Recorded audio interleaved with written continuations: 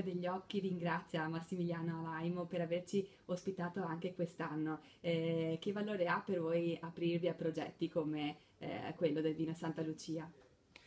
Ma per noi è un grande onore condividere questo progetto con l'amico Fausto, una delle grandi eccellenze regionali nella produzione del vino, ma anche un progetto etico che non risponde unicamente a un'azienda, ma risponde anche a un patrimonio sociale, che è quello di condividere le gioie anche con chi ha più difficoltà. Mm, il piatto d'eccellenza con cui abbina il vino Santa Lucia?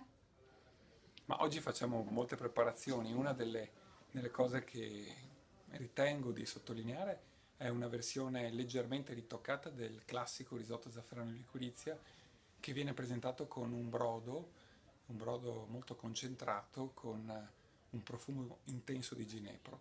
Questo un po' per enfatizzare il nostro concetto di fluidità e un po' per far divenire una pietanza che non si depositi nel tempo ma che continui a vivere.